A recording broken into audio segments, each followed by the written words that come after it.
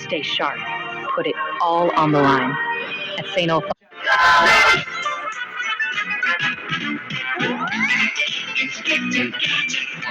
Inspector Gadget always seemed harmless. A goofy cyborg detective who survived explosions, shouted catchphrases, and lived in her Saturday morning nostalgia. But rewatch it as an adult and something feels wrong.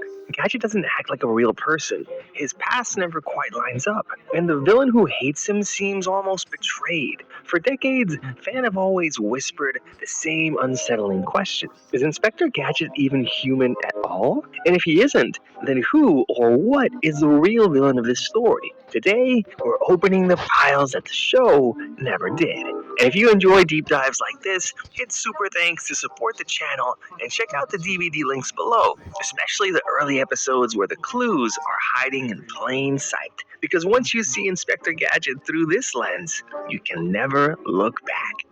Go, Gadget skis! Whoa!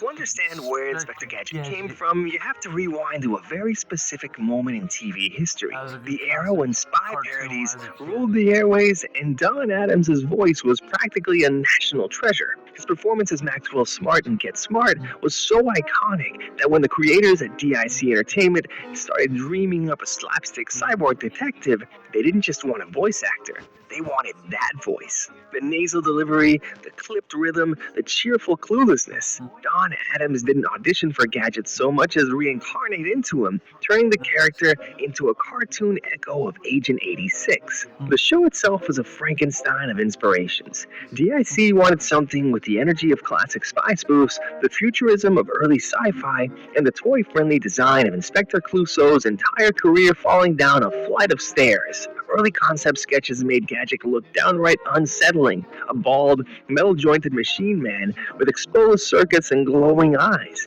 He looked more like a prototype Terminator than the cheerful klutz we ended up with. But the producers softened him up. They wrapped him in a trench coat and gave him a face that looked like it wandered into the wrong police precinct. The real secret was how international the production was. Gadget was written in France, storyboarded in Canada, animated in Japan and Taiwan, voiced in Los Angeles, and syndicated everywhere. It was one of the first true global cartoon projects, long before outsourcing became the industry norm. The result was a show that felt both familiar and strangely foreign, like an American detective wandering through the uncanny valley. When Inspector Gadget finally premiered in 1983, nobody predicted how big it would become. The theme song became an instant earworm. Kids imitated Go-Go Gadget on playgrounds. The trench coat and hat combo became as recognizable as Scooby-Doo's Mystery Machine. But from the very beginning, something didn't quite add up. In one early episode, Gadget looks directly at a photo of his childhood, stares at it blankly, and says nothing, as if he doesn't recognize the boy he's supposed to be. Gadget seemed too robotic, too disconnected from his own past, and nobody questioned it. Not until fans started connecting dots years later and realized the show's biggest mystery wasn't who Dr. Claw was, but who Gadget had once been. And the moment you ask that question, the entire show flips upside down.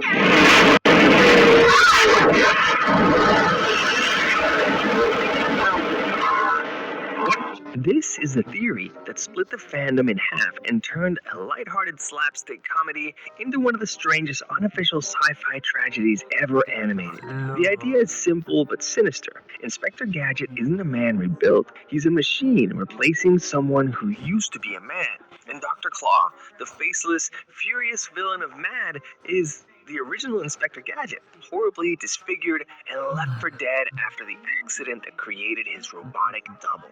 It may sound dramatic, maybe even ridiculous, until you start noticing how much in the show quietly supports it. Gadget has no backstory, no family photos, no clear memories, no scars, despite supposedly surviving a catastrophic accident. He talks and behaves like a freshly programmed AI dropped into a trench coat and told to investigate crimes. He doesn't walk so much as wind up toy shuffle through explosions that should obliterate him. And he never suffers a single injury. He doesn't sleep, doesn't eat, and doesn't age. He simply powers on and powers off. Meanwhile, Dr. Claw reacts to Gadget's every move with a kind of personal hatred that feels less like villainy and more like betrayal. His human hand, the only part we ever see, is scarred and armored, like someone who lived through something violent. Meanwhile, Gadget's body is pristine. No. Keep in mind, Inspector Gadget was my cartoon back in the day. Yesterday, while someone else suffered through the fire. Early toy line prototypes show him as a severely injured man, not the monster we imagine. And his obsession with destroying Gadget isn't the generic "I'll get you next time" kind of villainy. It's precise, targeted, emotional. Some versions of the theory go even further. They argue that Penny knows the truth, that her Uncle Gadget isn't her uncle at all. She treats him like a fragile machine, not a relative. She panics when he gets too close to clues that might expose his origins. Brain acts like more of a caretaker than a pet. And the Chief? He never treats Gadget like a friend or colleague, only as a useful tool built for dangerous missions. Once you see the story, you can't unsee it. Gadget becomes the ghost of a man who never realized he died, while Dr. Claw becomes a tragic survivor who watched his identity get stolen by metal and wires. And suddenly, the show doesn't feel like slapstick anymore. It feels like sci-fi noir story wearing a trench coat and pretending to be a children's cartoon. And through all this, one character quietly solves every case, saves every life, and holds the entire show together without ever getting credit. This better work! Brain, can you hear me?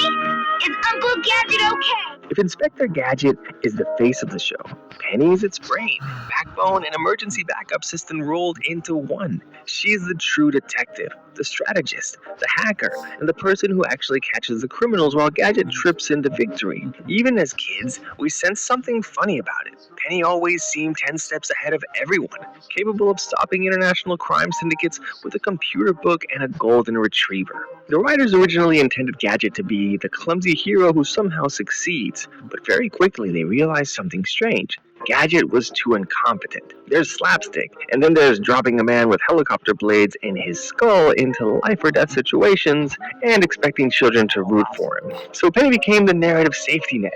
Every time Gadget wandered into danger, she hacked the villain's security system. Every time Gadget accidentally triggered a bomb, she disarmed it quietly in the background. Every time Brain disguised himself to distract Gadget, she was the one orchestrating the rescue. And yet, nobody in the show ever acknowledges her work. Not the police, not the Chief, not even Gadget himself. Penny isn't just a secret hero, she's invisible by design. Fans have long noticed the uncomfortable implication. Penny might be hiding the truth about Gadget's origin, keeping him functional while preventing anyone from discovering what he really is. If she weren't there, Gadget would fall apart in minutes, both literally and metaphorically. She's the quiet heart of the show, a child genius carrying the burden of tragedy she can't explain. And in a strange way, her existence makes the dark theory feel even more plausible, because she's the only one who behaves like she knows something everyone else refuses to see. But the strangest part is this: the chaos inside the show mirrors the chaos behind it. Oh no! Inspector Gadget might look like a simple Saturday morning cartoon, but behind the scenes, it was one of the most chaotic international productions of its decade. The show was technically French, produced by DIC, but almost nothing about it was made in one place. Writers worked in Canada, voice actors in Los Angeles, character sheets in Paris, and storyboards in Tokyo. And most of the animation shipped out to Taiwanese and Japanese studios that also handled classics like Transformers, He-Man, and even early Dragon Ball. Depending on the episode, Gadget could look polished and expressive, or like a man-shaped sock puppet wobbling across the screen. It was a global relay race, and every episode shows the handoff. The very first pilot had an even stranger twist. Inspector Gadget originally had a mustache, a full, bushy, detective-style lip sweater. It made him look like a cross between Inspector Clouseau and a French traffic cop. NBC executives hated it instantly and demanded it be removed. So the animators erased the mustache frame by frame for the pilot, creating one of the earliest examples of last-minute network panic in cartoon history. The copy that aired removed the mustache entirely, but that original mustache gadget still pops up occasionally in rare VHS transfers and deep-cut animation forums like a deleted alternative universe version of himself. Then you have the voice cast. Don Adams famously recorded Gadget's lines with a very deliberate delivery, often needing multiple takes to get the exact comedic rhythm he wanted. His voice became so synonymous with the character that DIC struggled to replace him for future spin-offs. In fact, whenever an episode didn't feature Adams, such as foreign language dubs or promo trailers, fans could immediately tell. He was the glue holding the character together. Meanwhile, Frank Welker, one of the most prolific voice actors in history, handled both Brain and Dr. Claw.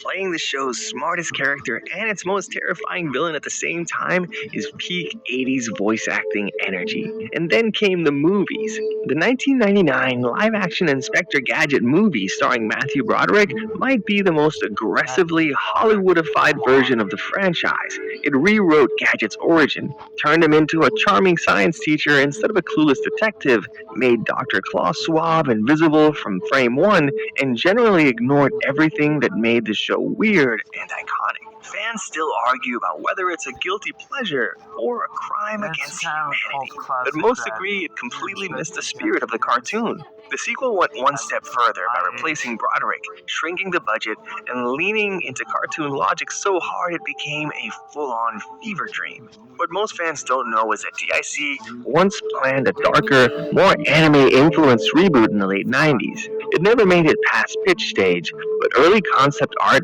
showed a sleeker Gadget, a more mature Penny, and a tone closer to Batman the Animated Series than the slapstick original. Had it been greenlit, Inspector Gadget might have taken the same dramatic turn as Gargoyles or Reboot. Instead, the project vanished, leaving the franchise trapped between nostalgia and Hollywood confusion.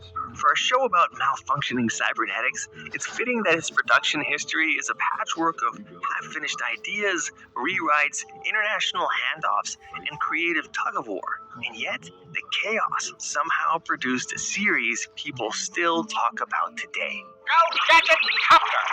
Arrivederci, Gadget! That's funny. For all the rewrites, studio handoffs, and last-minute network decisions shaping Inspector Gadget, something even stranger happened behind the scenes. The show accidentally wandered into cyberpunk decades before the genre became mainstream. Nobody at DIC sat down and said, let's explore the ethics of robotics and identity. They wanted a goofy cyborg detective who could sell toys. But once the show aired, the pieces fell into place almost by accident. Start with Gadget himself. On paper, he's a human with built-in gadgets. On screen, he behaves less like a person and more like a fully automated machine running a detective skin. His limbs extend on command. His hat launches helicopter blades out of nowhere. His sentences fire off in pre-programmed rhythms. He never gets tired or injured or confused about why he's indestructible.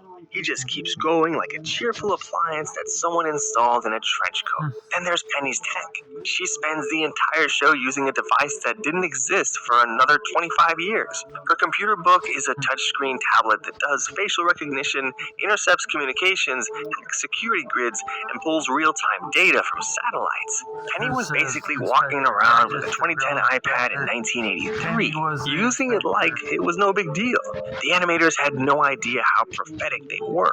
In some shots, her device even looks closer to a modern foldable tablet than anything the real world produced until the 2020s. Dr. Claw's lair is even more jarring when you rewatch the show as an adult. His command center looks more cyberpunk than half the actual cyberpunk media of the 80s. Steel consoles, flickering industrial lights, voice modulators, robotic limbs, a villain who's practically fused to his own machinery. The only thing missing is neon rain. And the strangest part, nobody in the world of Inspector Gadget comments on any of this. No one questions why a man has helicopter blades built into his skull. No one asks why Penny has government-grade surveillance tech. No one wonders how mad dad keeps building robots, or how Dr. Claw controls entire armies of machines from a dark room surrounded by screens. The show treats advanced cybernetics like it's as normal as breakfast cereal. This quiet, accidental futurism gives the show an eerie second life. Even as kids, we felt something unusual humming beneath the jokes. Gadget didn't act like a real man. Penny didn't behave like a typical child. Brain wasn't just a dog. He was practically a field agent. And Dr. Claw didn't feel like a cartoon villain. He felt like someone trapped inside a machine, or worse, trapped inside himself. That's why the Inspector Gadget theory hit so hard. The show already felt like... Then again, Inspector Gadget was my cult classic cartoon to go for, especially in the 1980s, where I was born and everything else, so nice. The aftermath of a sci-fi tragedy. Cybernetics everywhere. Memory nowhere. A faceless man with a mechanical gauntlet commanding armies from the shadows. And Penny, the only character who moves through the story like she understands the whole truth, desperately keeping the machine running. Inspector Gadget never calls itself cyberpunk, but it can't escape it. The ideas are backed into the bones of the show, and they're part of what makes it feel so mysterious, so strange, and so unforgettable decades later. Time to get up and make the bed. What makes Inspector Gadget linger in people's minds isn't just nostalgia. It's that uncanny tone the show never addresses. Gadget moves like someone who doesn't realize he's dead. Penny behaves like a caretaker protecting a fragile secret. Brain treats Gadget like a ticking hazard only he can wrangle. And Dr. Claw reacts to Gadget's every victory with a kind of wounded fury that feels personal, not cartoonish. Every episode loops the same way. Gadget malfunctions, stumbles into danger, and repeats the same lines as if he's stuck in a corrupted script. Penny resets the world behind him, Brain reroutes disasters, Gadget never notices. He doesn't evolve or remember or grow, he just loops. For a slapstick comedy, it's weirdly tragic. That's the haunted feeling fans talk about. A bright, silly cartoon with an invisible melancholy humming underneath. A hero who feels like a machine pretending to be a human. A villain who feels like a man pretending not to be. A child who knows something she can never say out loud. It isn't deliberate, it wasn't planned, but it's the reason Inspector Gadget never fades. Because the show feels like a mystery even the writers didn't mean to write. Caramel apple. Go, Gadget, caramel slicer. 4 decades later, Inspector Gadget sits in that rare category of shows that weren't masterpieces, weren't failures, but somehow became unforgettable icons. You can show his silhouette to almost anyone over 25, and they'll immediately hear the theme song in their head. That kind of cultural imprint is rare, especially for a show that never had the storytelling depth of Batman, the emotional punch of Transformers, or the global merchandising empire of Ninja Turtles. So why did Inspector Gadget survive? For one, it captured a perfect blend of comedy and sci-fi at a moment when cartoons were still figuring out how weird they were allowed to be. Kids loved Gadget because he was a walking toy catalog. Adults tolerated him because of the jokes, especially Don Adams' delivery. It hit a nostalgic nerve without stepping into chaos. And Penny gave the show just enough heart and intelligence to appeal to the viewers who wanted something more than slapstick. The series also helped lay groundwork for the kid genius saves the day trope that became huge in 90s animation. Characters like Dexter from Dexter's Laboratory, Gadget Boy, even early Timmy Turner all owe something to Penny's quiet brilliance. Brain the dog helped popularize the animal sidekick as underrated genius archetype that shows like Pinky and the Brain later perfected. Technically, the show also pushed boundaries. Its global production model became the blueprint for the entire animation industry. DIC proved that cartoons didn't need to come from one place. They could be assembled like gadgets themselves. The model is now standard across everything from anime co-productions to modern streaming cartoons. And then there's Dr. Claw. Few villains have stuck around with so little screen time. The decision to never show his face, to give him a single metal gauntlet, and a voice that sounded like a villain gargling thunder made him unforgettable. He became one of the earliest examples of a mystery villain, a trope that set the stage for everyone from Doctor Doom to the Lynch King of kid-friendly form. Even people who never watched the show know the line, "I'll get you next time, Gadget." Most importantly, the series refuses to die because it lives in memes, fan theories, TikTok breakdowns, and nostalgia videos. And that dark theory, the one about Gadget being a robot clone and Dr. Claw being the original man, has become the fuel for dozens of rewatches. It gave the show